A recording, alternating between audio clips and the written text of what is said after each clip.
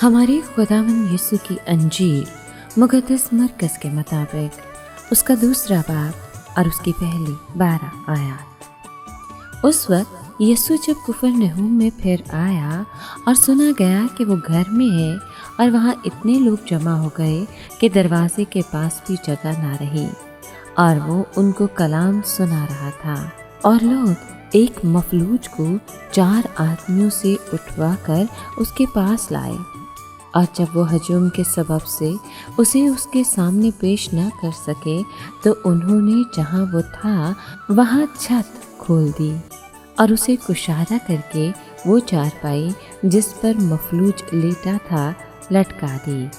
یسوع نے ان کا ایمان دیکھ کر اس مفلوج سے کہا، بیٹا تیرے گناہ معاف ہوئے۔ مگر وہاں بعض واقعی بیٹھے تھے، وہ اپنے دلوں میں خیال کرنے لگے کہ یہ کیوں ایسا کہتا ہے، کفر بکتا ہے۔ گناہ کون معاف کر سکتا ہے سوائے ایک یعنی خدا کے؟ اور فوراً یسوع نے روح سے جانتے ہوئے کہ وہ اپنے دلوں میں ایسا خیال کرتے ہیں ان سے کہا کہ تم کیوں اپنے دلوں میں ایسی باتیں سوچتے ہو؟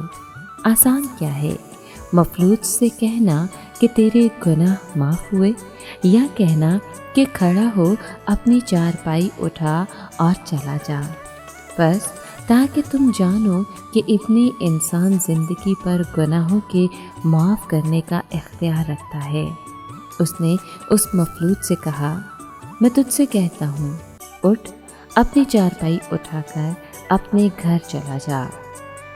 اور وہ اٹھا اور فوراً چارپائی اٹھا کر ان سب کے سامنے باہر چلا گیا۔ چنانچہ سب حیران ہو گئے اور خدا کی تعریف کر کے کہنے لگے کہ ہم نے ایسا کبھی نہیں دیکھا۔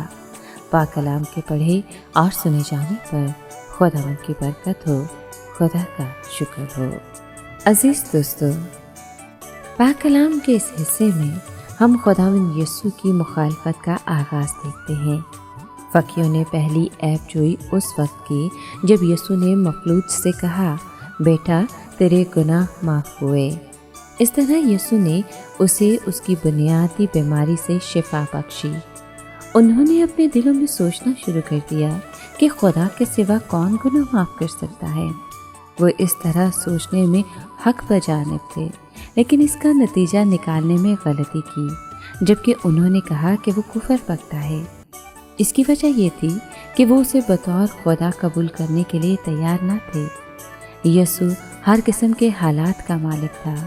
وہ ہمیشہ خود پہلا قدم اٹھاتا تھا اور تکلیف سہنے سے گریز نہ کرتا تھا۔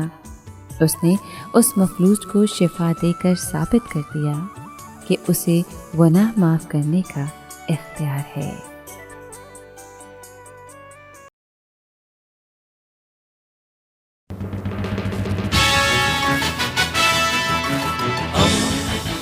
دوستی کا پیمبر، ریڈیو ویریتاس ایشیا۔